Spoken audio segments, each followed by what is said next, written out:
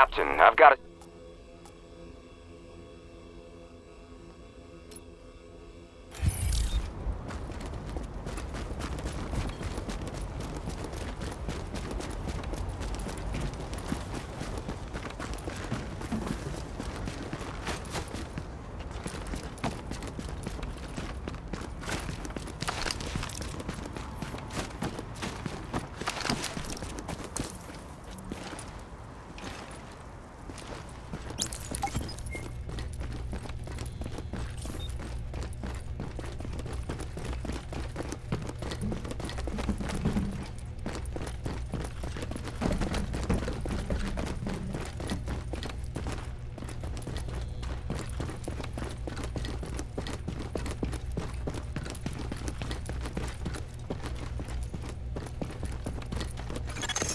Echo available for playback nearby.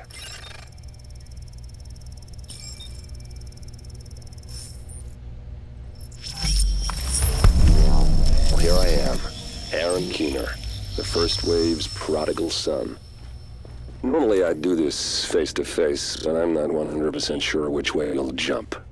You act one way when Ms. Lau is watching, and another way entirely when you're off the leash. That's an interesting contradiction. You see, I think that deep down, you get it. You know, the old rules, laws, governments, those things died on Black Friday. But the feral PMCs, the convicts, the ones smart enough and good enough to take what they need, they'll survive. Me? I'm gonna prosper.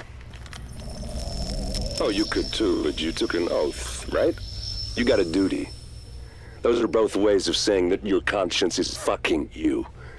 You ask yourself, who has earned a right to tell you what to do? Do you know how many agents died to hold the Dark Zone just for the brass to give up and put a wall around it? You don't believe me? You should check the place out for yourself.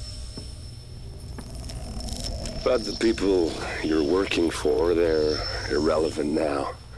Amherst changed how the game is played, and I have got the vision to win. I got Chernenko, I got a DNA printer, and a very interesting recipe book. I'm gonna write my own rules. You should think about getting in on this thing. I'll be seeing you.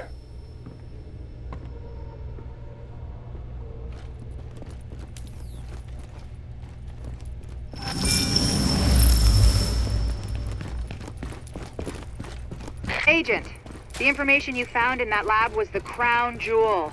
I think we can break this thing now. But we've got some more information. A voice from the grave. Listen to what Amherst has to say.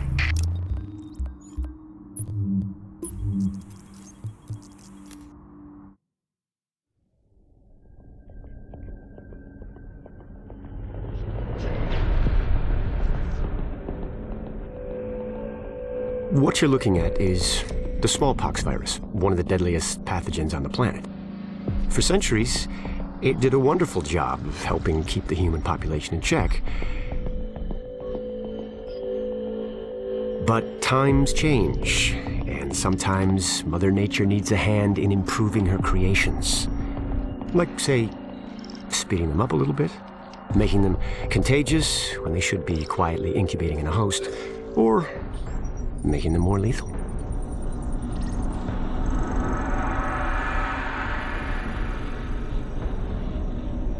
I didn't come up with the approach on my own.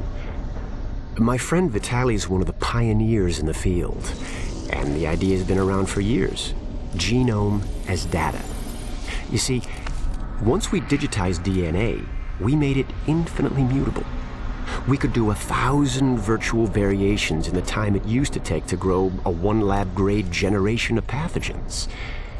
And we could pick the best, most lethal combinations and make them real.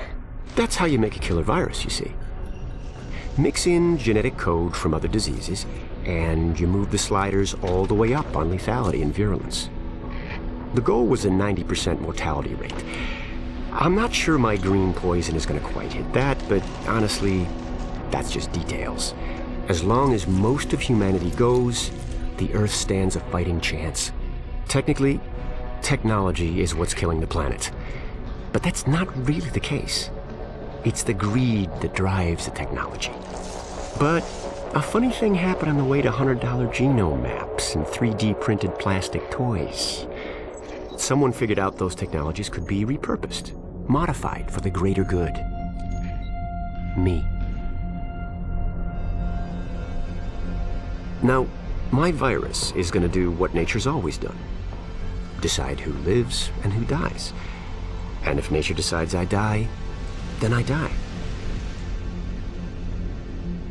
If nothing else, I'll have a lot of company. Natural selection at its finest, helped along by a little unnatural genetic manipulation. It's all data, really. Life's just a method of processing it. The same way I processed the smallpox genome on my laptop. And who's to say that wasn't the plan all along? If, by some miracle, you survive green poison, then nature's decided you deserve to live. The rest of us shouldn't and won't. Godspeed. I'll see you in hell.